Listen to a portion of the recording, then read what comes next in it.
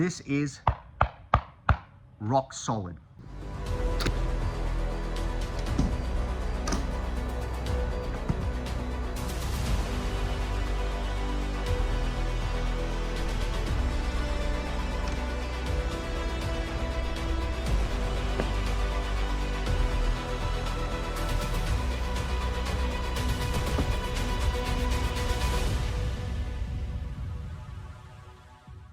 Hi guys, my name is Stavros. I'm the author of the Tome 6, Book 1 of the Fateful Force, and I'm also a Warbow archer. And today we're going to be discussing and testing Linothorax.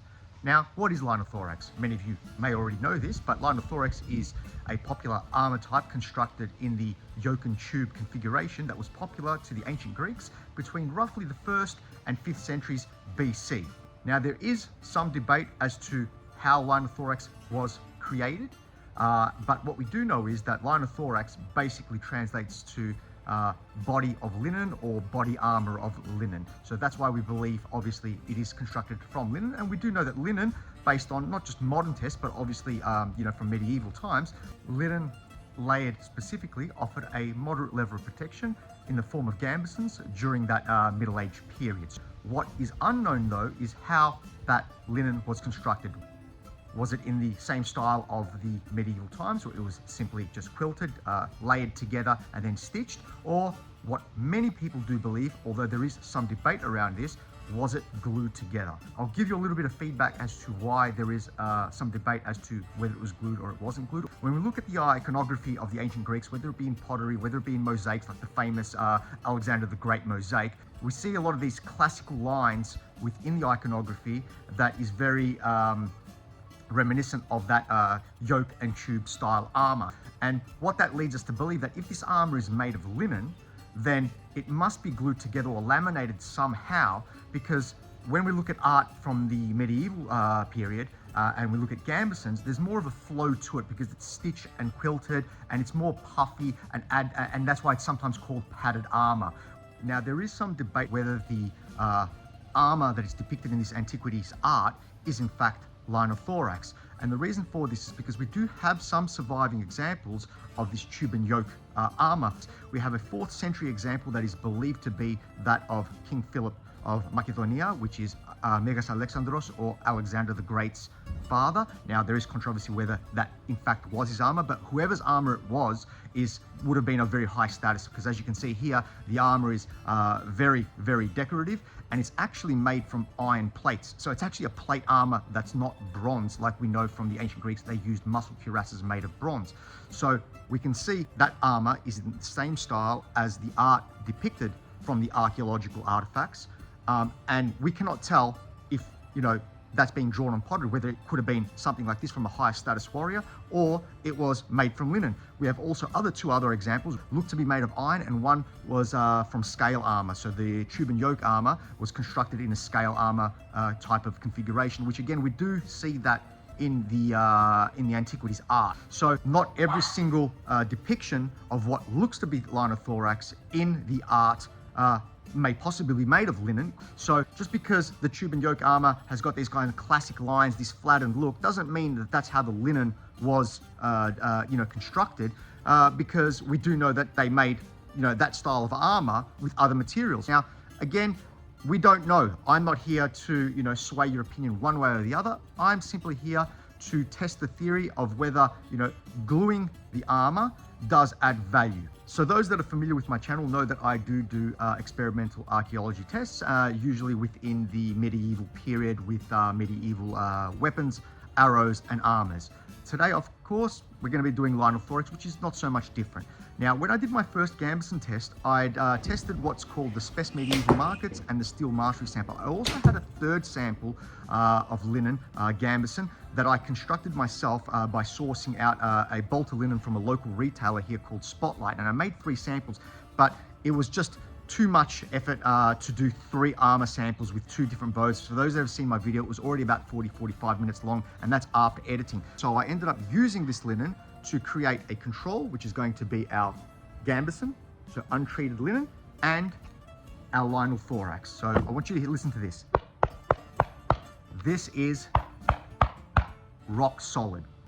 Now, the way I constructed the Linothorax, or the sample of Linothorax, was a little bit different to Professor Aldrete from the University of Wisconsin, who has an amazing presentation on his thesis on Linothorax and his experimental archaeological tests on it, and you know, the processes of which are far more in depth than what I have. I'll put a link in the description to his video and his presentation, because I think that is worth watching, because it goes into more depth in terms of Linothorax, and obviously he's an expert in the field. The way he constructed it was, he ended up gluing the individual layers, letting them dry, and then after they were dried, he combined them together to form a sample of the Linothorax, as well as they actually ended up making a number of fully functioning and finished Linothoraxes in that method.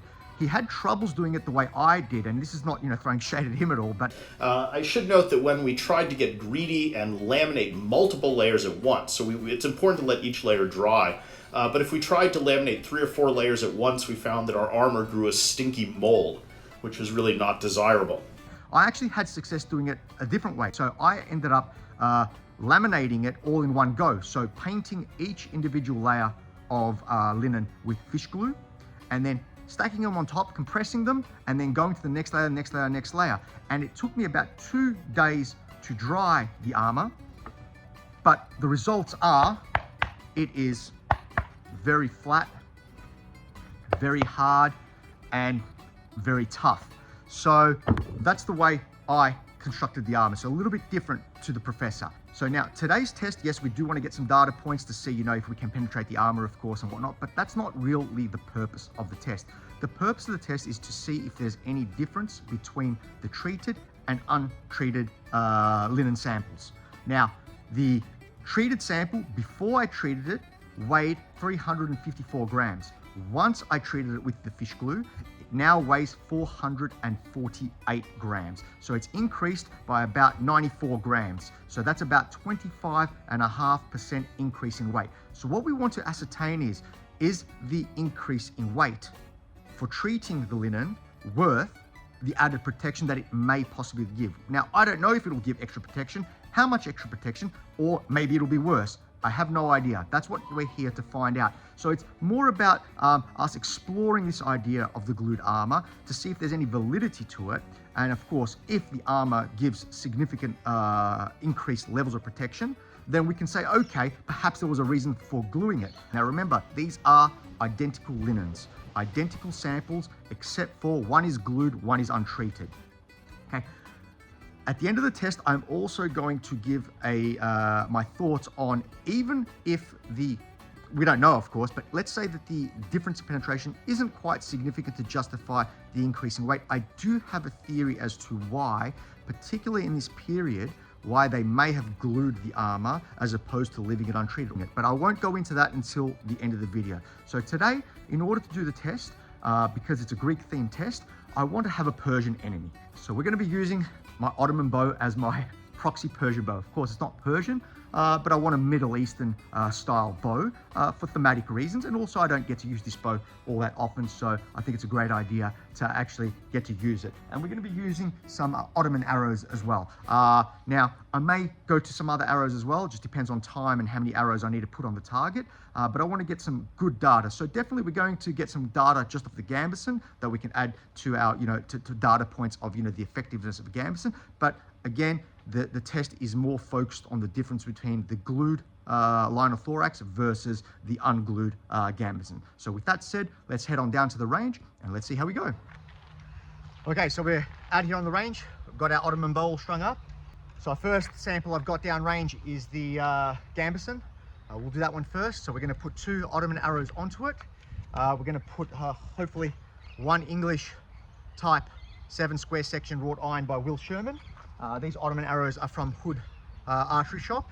And then we have also another arrow. This is a carbon fiber arrow. Again, not historical, but we're looking at the difference between the 2 samples more so than what the arrows do to the armor sample. But I've put another Ottoman, kind of a small broadhead on it. So I'll be putting these 4 arrows onto the target. And then I've got duplicates of all these arrows, same amount of arrows, and I'll put them into the Linothorax as well. So all the Ottoman arrows are between 500 and 540 grains in weight, so they're quite light. Okay, so we'll start with the Ottoman arrow. That actually bounced off.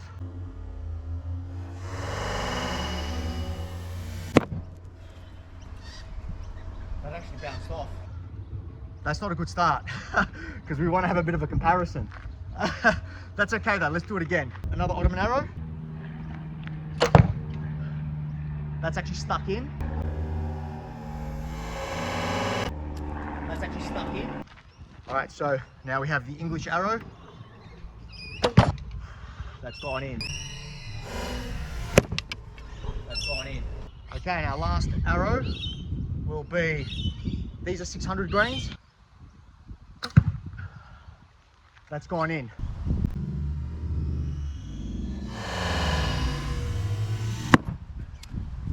That's gone in.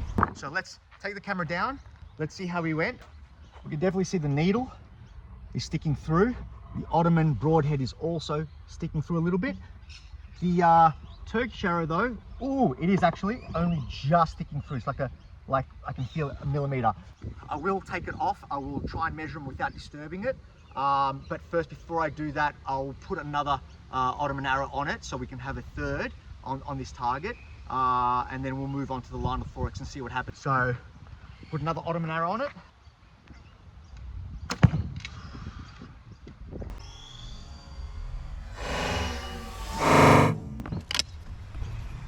So let's go actually mark them off, measure them, and see how we went. Then we'll do the Linothorax test. So here we are. All right, so we can see the penetrations. The needle seems to have gone through about 65 mil. The Turkish broadhead has gone 25 mil, which actually is surprising. I thought that would do better. This one here, the tip is only just poking through. I'll bring that so you can see there, tiny, tiny, tiny poke through. Nothing significant, and I believe, yeah, this one is the same. This one's the same actually. Bring that close. Again, the Ottoman arrows seem to be getting defeated by the Gambeson, and they're only just poking through. So it doesn't seem to be all that much penetration. All right, so now we have the Linothorax down there. Okay, we're going to start with the Ottoman arrows. That's actually gone in. That's actually gone in. Ottoman arrow. That's gone in as well. That's gone in as well. All right, so we have the English arrow now, the Type 7 needle bodkin. This one's 780 grains. That's gone in.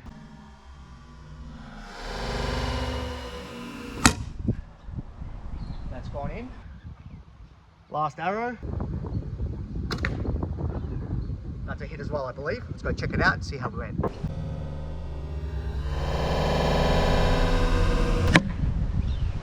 That's a hit as well, I believe. Let's go check it out and see how we went. All right, so these ones seem to be going through much deeper actually. This is pretty stark difference actually. I'll mark them off anyway, then I'll peel them off. But I can already tell that some of these have gone pretty deep. It's as if we can see there's a bit of give in the target. I've done that on purpose. I do this in all my armor tests. But it seems that the stiffening of the armor has less give in the armor itself, which allows the arrows, this is just me hypothesizing, allows the arrows themselves to actually impact harder. This is vastly different to the results that Professor Aldrete was getting from his study of Linothorax. I'm going to peel it off, but I can already tell that this is pretty significant penetration. But all right, so the carbon one is definitely disturbed. I'll move it back to where I marked it. Honestly, I don't know where the mark is. The other ones aren't disturbed though. The other ones are pretty much right, but we can see here the difference. I'll grab the other sample, which I left the arrows in. I've left all these arrows in versus, I don't really have to measure it. The carbon one has been disturbed, so I don't know exactly how deep it went, but it did go far deeper than this carbon one. But you can see even just the needle, this difference in penetration is massive. I'll measure the other ones just so we have the distances and the depths of the arrows. So the English needle is about 135 mils. The Turkish arrow is 125, and the second Turkish is 110. And yeah, I'm not quite sure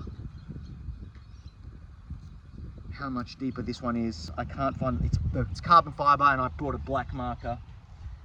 And unfortunately, I think as it shifted, it smudged the marking. But even just based on the other three arrows, we can see it's night and day the difference. I managed to get the arrows out of the Gambeson. I'm still struggling to get these arrows out of the Linothorax sample. Something about obviously the rigidness and the hardness of the armor itself really is grabbing the arrows. So, I mean, from what we're seeing, again, this is anecdotal.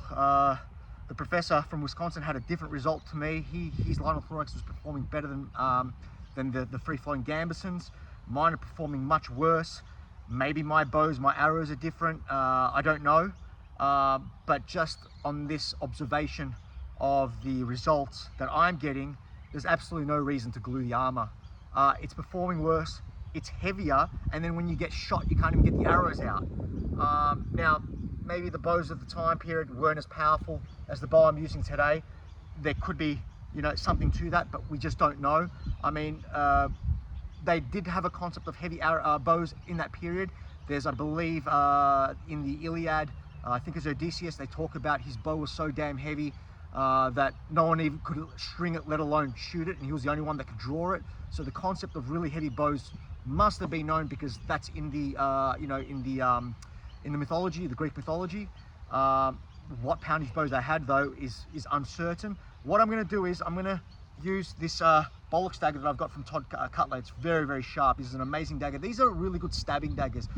This is not super scientific, but I just want to see how, if I stab down, what kind of penetration we get between the samples, to see if perhaps there's a difference in the, you know, the resistance to a stabbing weapon like a dory or a spathis or something like that, like a sword or a spear.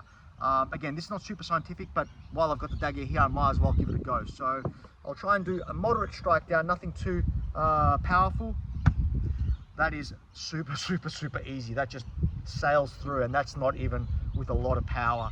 Okay, so for whatever reason, I lost the footage of me stabbing the Linothorax with the Cutler Bollocks dagger, and this is actually quite fascinating. I'm just going to stab the Gambeson again, you know, for good measure, so you can see it's a moderate strike. To see it just goes straight through, sails clean through.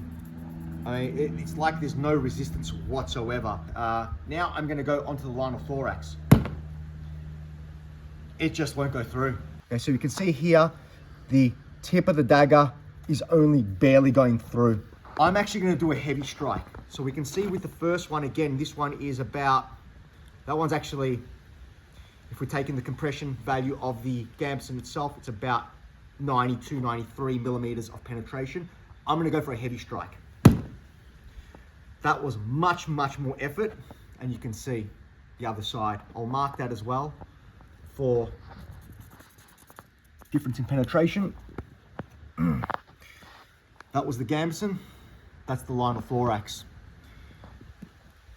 Again, this is the second time I'm doing this because I missed doing the footage. For some reason, it was corrupted on my camera, and when I was editing the video, this was important that I show this. We had such a difference with the arrows, where the Linothorax is, you know, negatively impacts the protection, whereas against something like a Bollocks dagger, which, you know, it's a stabbing tool, something that, you know, a dory would be, which is a spear, or a spathis, which would be a sword of the period, and it really does protect from this type of weapon far more than the arrows, which it actually is a detriment against the arrows. You saw, you know, I'm going to do something actually a bit different. I'm just going to lean on it. Okay, that's me leaning into the Gambeson. I'll do the same with the Linothorax. I'm putting my weight into it. That's a massive difference. So I thought I'd show you that now as well, because that's a fascinating result. I don't know what to make of those results, to be honest.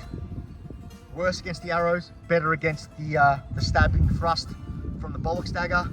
So perhaps with the arrows, when the actual arrows impact onto the Gameson, what might be happening is because it's obviously soft and malleable, when the arrow impacts, it starts to deform the Gambeson, and as the Gambeson is being deformed but not quite being penetrated yet, it might be soaking up some of the energy off that arrow, so that when, you know, obviously gets to its full compression, perhaps it's taken enough of the energy away, there's enough give in the actual Gambeson itself that it actually just robs the arrows of some of their energy. Whereas conversely with the Linothorax, there's no give whatsoever. But I suppose that's what I think is happening here.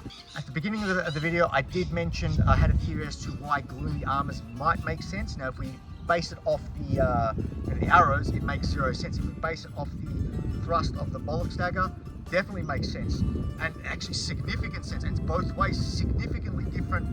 So the Linothorax is giving significant levels of protection against the thrust, but significantly less protection against the arrows. But there's another weapon type in antiquities that was actually quite popular, and I think that's where potentially the Linothorax might shine, and that is slings, rocks, and lead shot. The Linothorax is actually very rigid, and I have a feeling that when slings or rocks from slings hit this, when it strikes, it'll distribute the impact, that bludgeoning force, over a greater area. So what might potentially, you know, if I have the Gameson against me, and I like to just punch myself down, I can feel it coming through. Yes, it's taking some of the impact force away. It's going to have some cushioning, but I can really feel that underneath. Try not to stab myself, so don't do this at home, guys. I'm pointing the arrow away from me. Absolutely nothing is coming through onto my torso. The only problem I have though is that I'm not a slinger. I can't test this, and for the life of me, I just can't think of anyone who could do this for me. I mean, honestly, is there anyone out there that, you know, practices ancient, you know, antiquity slinging? I just don't know. I have no idea. But if you know someone that can do this, put your thoughts in the comments. I'd love to know. I'd love to send this sample out to them.